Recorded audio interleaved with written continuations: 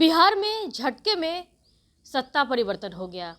इससे पहले कई बार सत्ता में परिवर्तन हुआ है, लेकिन बहुत सारी बातें होती रही, विवाद बढ़ता रहा, उसके बाद जाकर के परिवर्तन हुआ। लेकिन इस बार साइलेंस तरीके से जो सत्ता में परिवर्तन हुआ है, मुख्यमंत्री अब एनडीए में चले गए हैं। अब इन सारे मसले पर हम बात कर लेते हैं। माले विधायक संदीप सौरभ जी हमारे साथ मौजूद हैं। सत्ता में परिवर्तन हो गया, कल तक आप लोग के साथ थे मुख्यमंत्री, अचानक से परिवर्तन होने के पीछे की वजह क्या हो सकती है? देखिए, वजह तो अब वही बताएंगे। कोई ठोस वजह नहीं है, कोई कारण नहीं है, बल्कि हिंदुस्तान के इतिहास में माननीय मुख्यमंत्री जी ने अपना जो नाम दर्ज करवाया है, वो सबसे ज़्यादा अवसरवादी और सिद्धांत विहीन एक मुख्यमंत्री के रूप में उन्होंने अपना नाम दर्ज करवाया है। अब कोई कह सकता है कि इंडिया गठबंधन में उनको मान सम्मान नहीं मिला, ये सब कहने की बात है।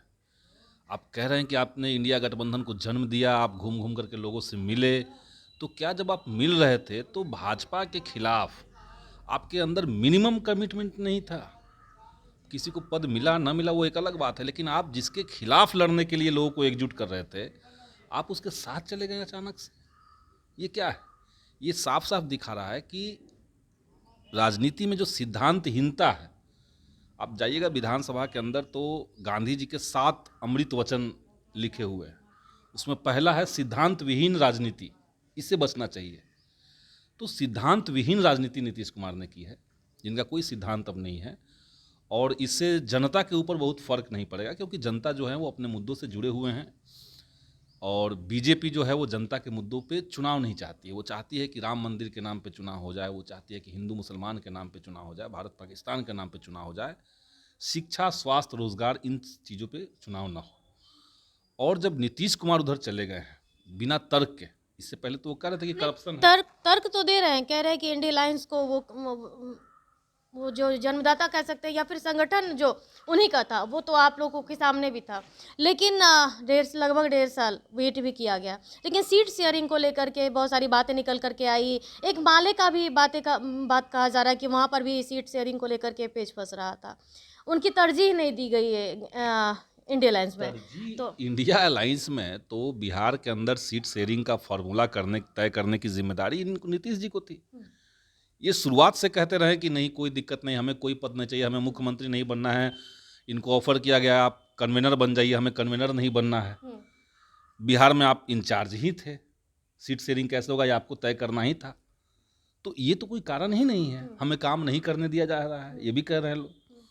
तो काम करने से आपको किसने रोका था? किसी ने रोका नहीं। बल्कि आप देख लीजिए कि बिहार की जनता भी इसको महसूस कर रही होगी कि बिहार में 17 साल का जो एनडीए की सरकार रही, तो 17 साल की एनडीए की सरकार और 17 महीने की महागठबंधन की सरकार, फर्क बहुत साफ है कि 17 महीने में महागठबंधन ने बिहार के अंदर लाखों की संख्या में नौकरियां दी। बिहार में जातिगत सर्वे हुआ, उस सर्वे के आधार पर आरक्षण का दायरा बढ़ा। बाहर की जो कंपनियां हैं वो बिहार के अंदर फाइनेंस कैसे करे, इसको लेकर के नीतियां बनी। पर्यटन विभाग के लिए नीतियां बनी, खेल विभाग के लिए नीतियां बनी, कई सारे काम इस तरह के हुए। और 17 साल में क्या हो रहा था? न तो कोई शिक्षा पे जोर, न तो कोई रोजगार की संभावना, न तो युवाओं को आगे बढ़ाने का कोई मुस्तैदी सरकार ने दिखाया था। तो फर्क बहुत साफ है। इधर आप काम कर रहे थे और उधर, और अंदर खाने में क्या है ये सब लोग जानते हैं कि अंदर खाने में किस वजह से वो गए हैं। सीधी बात है कि बीजेपी सरकार, उनका जो इंटरनल सर्वे है जिसमें दिख रहा है कि भाई यूपी के अंदर, बिहार के अंदर वो बड़ी बड़ी संख्या में वो सीट हारने जा रहे हैं, तो उनको लगा कि किसी तरीके से ईडी और सीबीआई लगा करके सरकार तोड़ दिया जाए। और ये भाजपा का बहुत ही घृणित काम है और वो बहुत जनरलाइज होते जा रहा है। लोग उसको मानते हैं कि ऑपरेशन लोटस है।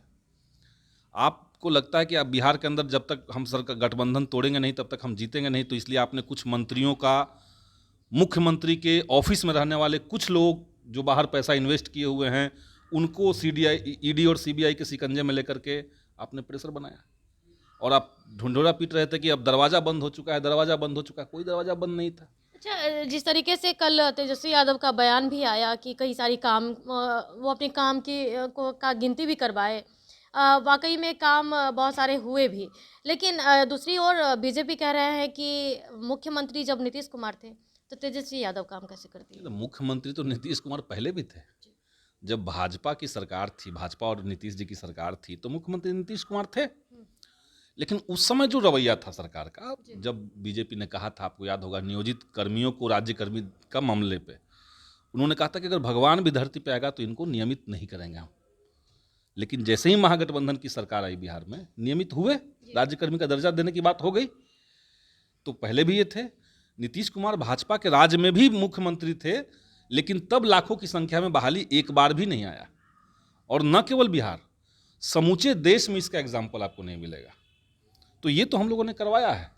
लाखों की संख्या में शिक्षकों को नियुक्ति पत्र वितरण भी हुआ है, लेकिन नियोजित शिक्षकों की बात जहां तक है, उन 4 लाख शिक्षकों को अभी भी राज्यकर्मी के दर्जा की बातों को लेकर के अभी भी पेच फंसा हुआ है। तो आप जिस तरीके से कह रहे हैं कि भाजपा पहले भी कहते आया है कि भगवान भी धरती पे आ जाएगा, तो क्या अब भाजपा में जाने के बाद मुख्यमंत्री एनडीए में गठबंधन में चले गए हैं, तो क्या अब इन शिक्षकों को राज्यकर्मी का दर्जा नहीं मिलेगा? नहीं, राज्यकर्मी का दर्जा कोई ये तो नहीं है कि आपने दिया और आप वापस ले लेंगे, वो तो नहीं हो सकता है।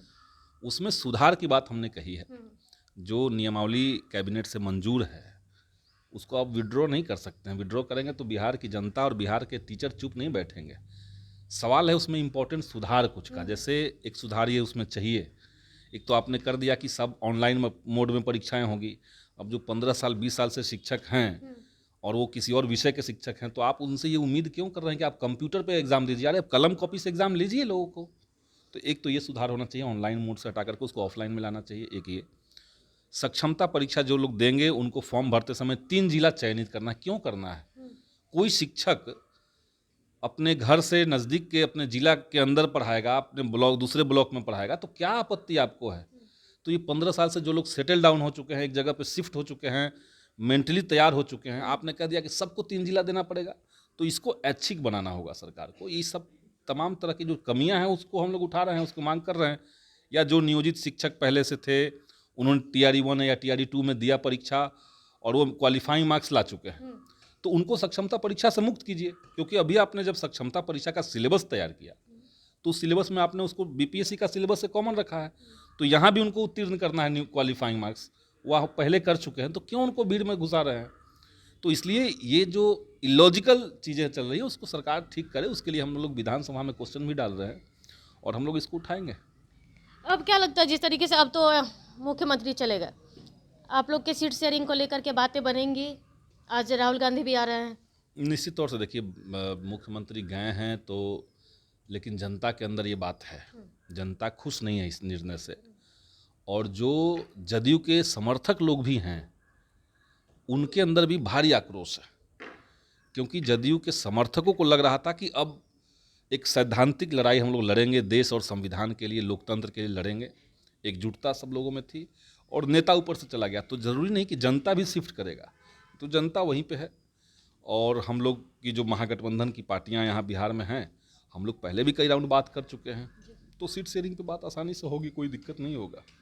और कहा यह भी जा रहा है कि सीट शेयरिंग को लेकर के ही पेच फंसा, जिस वजह से मुख्यमंत्री चले गए, ऐसा भी कहा जा रहा है। नहीं नहीं, ये सब कहने की बातें हैं। सीट शेयरिंग पे कोई पेच फंसा ही नहीं, कोई पेच नहीं फंसा था। और बल्कि इनकी जो क्या लगा, क्षमता क्यों है, चले गए? आप लोग को कुछ एहसास हुआ इस बात का कि मुख्यमंत्री को नहीं जाना चाहिए था? तो देखिए, सूत्रों के हवाले से ही चीज़ें पता चलती हैं। आप लोग के पास भी सूत्र है। अब कहने वाले तो ये कह रहे हैं कि भाई मुख्यमंत्री के कैबिनेट में कुछ जदयू के ऐसे मंत्री थे जिनका पैसा विदेश में लगा हुआ है और गलत तरीके से पैसा लगाया गया है। कुछ अधिकारी इस तरह के हैं जो विदेश में पैसा लगाए हुए हैं, और उन दोनों को लेकर के बीजेपी ने ब्लैकमेल किया है कि अगर आप इधर नहीं आए तो आपके ऊपर ED लगा देंगे, CBI लगा देंगे।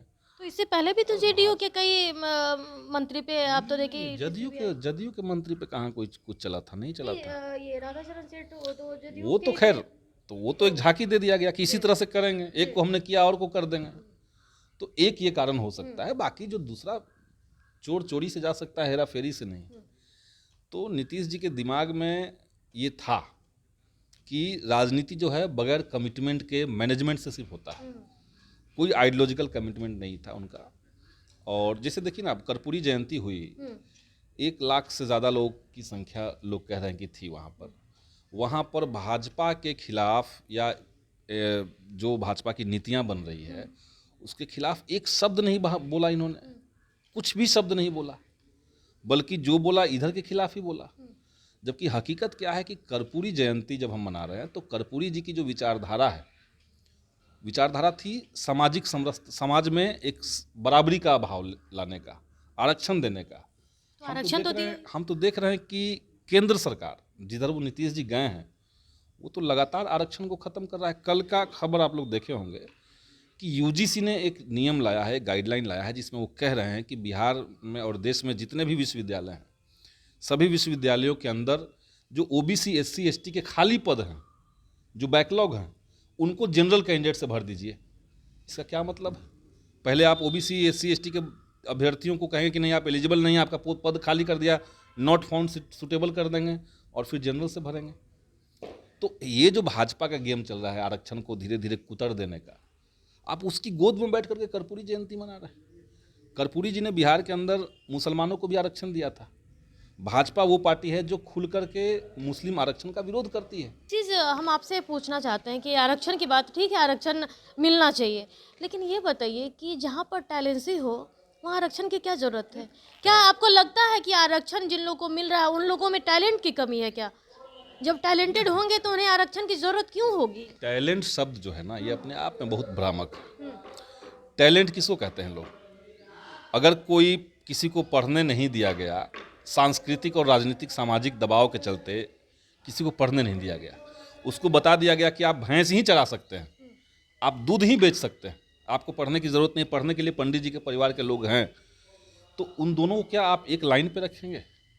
जिनके घर में खाने का लाले पड़े हुए हैं, रोज कमा रहा है तभी वो खा रहा है, और उसकी तुलना आप कहेंगे कि डीपीएस के बच्चों से हम करवा दें, तो दोनों में कोई तुलना नहीं है। इसलिए टैलेंट जो है वो कोई वो एक तरह का वर्गीय कहिए कि वर्गीय सुविधा है, वर्गीय सुविधा से कई ऐसे स्कूल हैं, सरकारी स्कूल में तो सारी सुविधाएं मिल रही है, आप भी कई जगह निरीक्षण कर रहे देख रहे हैं, लेकिन क्या वो सारी सुविधा मिलने के बावजूद भी क्या छोटे छोटे बच्चे जो स्लम एरिया में रहते हैं या फिर कई ऐसे जगह रहते हैं, वो क्या समुचित चले जाते हैं? नहीं जाते हैं, वो सड़क पे ही खेलेंगे पढ़ेंगे, तो वो कैसे बदलेगा वो? उनको उठाने की जिम्मेदारी किसकी है?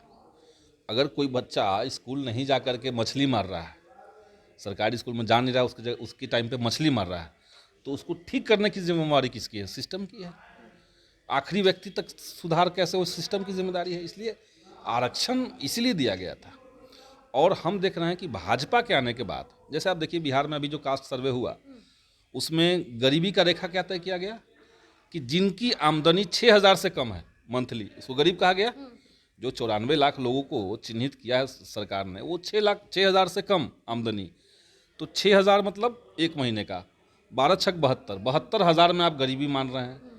लेकिन ईडब्ल्यूएस के लिए जब आप गरीबी की रेखा तय करते हैं तो 8 लाख मानते हैं। ईडब्ल्यूएस में गरीब सवर्ण कौन है? जो 8 लाख से कम की आमदनी वाले हैं, वो ईडब्ल्यूएस में आ गए। और इधर 72,000 में आप गरीबी मान रहे हैं। 72,000 से जिसका 73,000 हो जाएगा उसको आप कहेंगे गरीब नहीं है। तो ये तो ऊपर से भाजपा की तरफ से चलाया गया एक तरह का आरक्षण के खिलाफ साजिश है। आप लोग का यानी कि ये जैसे मुख्यमंत्री अब वापस फिर से अपने कह रहे हैं कि अपने घर में गए हैं, क्योंकि चुनाव में जनता बीजेपी एनडीए को ही वोट दी थी और वो सरकार जो बनाने की बातें थी, लेकिन फिर से वापस चले गए। आप लोग का लड़ाई जो बीजेपी से वो जारी रहेगा? देखिए निश्चित तौर से जारी रहेगा। और हम एक एग्जाम्पल देखते हैं, कोई छोटा बच्चा जो एकदम नौनिहाल बच्चा है, 1 साल का 1.5 साल का, कभी बिस्तर पे सूसू कर देता है, गंदगी कर देता है, तो लौट करके चला जाता है कभी सूखे में, तो परिवार के लोग खुश रहते हैं कि चलो हट गया, अब साफ कर देंगे। लेकिन फिर वो पलट के उसी गंदगी पे चला जाता है कभी कभी। तो बिहार में नीतीश कुमार पलट के दोबारा से उसी पे चले गए, हम लोग देख ही सकते हैं। अच्छा, लेकिन देखिए एक फिर हम सवाल करेंगे आपसे कि बार बार विरोधी दल जो भी होते हैं वो आरोप लगाते हैं कि गंदगी में चले गए हैं, कूड़ा में चले गए हैं। हमेशा जब बीजेपी में रहते हैं तो ये आप लोगों का गठबंधन का रहता है, आप लोगों में आते हैं तो बीजेपी का आरोप। बावजूद इसके हर बार मुख्यमंत्री को वापस आप घर में कैसे बुला सकते हैं? हम जान गए कि कोई व्यक्ति इस नेचर का है, तो फिर आखिर क्या वजह है कि बार बार आप लोग फिर से आप लोग के पास आएंगे, तो क्या आप लोग उन्हें वापस नहीं बुलाएंगे? हम लोग तो चाह रहे हैं कि भाई इस दौर में जब देश का लोकतंत्र संकट में है, और वो है, आपको भी पता है कि वो है। अभी 26 जनवरी के दिन हम लोग लोकतंत्र का, संविधान का पाठ किए। संविधान की प्रस्तावना में धर्मनिरपेक्षता शब्द है। क्या भाजपा के राज में उस शब्द का पालन हो रहा है? कहीं से भी नहीं हो रहा है। तो देश का संविधान का जो प्रियम्बल है वो संकट में, उसके मूलभूत जो सिद्धांत है वो संकट में है। वैसे संकट के समय में जितनी बड़ी एकजुटता लोगों की होगी वो अच्छी बात है। इसलिए जब मुख्यमंत्री इधर आए तो हमें लगा कि एकजुटता में इजाफा है तो ठीक। तो कोई मिनिमम कमिटमेंट इनका था। जैसे मीडिया से ही बात करते हुए मुख्यमंत्री बार बार ये कह रहे थे कि आप लोगों को गुलाम बना के रखा गया है, आप लोगों पर अंकुश लगाया गया है, हम जब आएंगे, जब सरकार जाएगी मोदी की, तो सब आप लोग मुक्त हो जाइएगा। आज उनको क्या लग रहा है? आज का मीडिया जो है वो शिकंजे में मोदी जी के नहीं है। आज भी वही बात है, कोई बदलाव नहीं है। लेकिन अब उनको वो बात नहीं इंपॉर्टेंट लगती है। हर मीडिया से वो यही कहते थे पहले जब वो इधर आए थे। तो अब किसी नेता का ये हो जाएगा कि आप सुबह कुछ कहिए, दोपहर में कुछ कहिए, रात में कुछ कहिए, 2 घंटा बाद कुछ और कह दीजिए। तो सिद्धांत विहीन जब राजनीति होगी तो उस पर कोई कमेंट करके क्या ही निकाल लेगा? तो क्या लग रहा है कि मुख्यमंत्री सिद्धांत विहीन राजनीति कर रहे हैं? निश्चित तौर से वो हम ही को नहीं लग रहा है। इस बार तो उनके पास बहाना भी नहीं है कहने के लिए। इससे पहले वो कह रहे थे कि भाई लालू परिवार के ऊपर भ्रष्टाचार के आरोप है, तो ये सब आरोप जानते हुए आप इधर आए थे। अब तो कोई नया बात नहीं है इसमें। बड़े बड़े काम हुए कैसे बिहार के अंदर? जो 17 वर्ष में नहीं हुए वो 17 महीने में कैसे हो गए?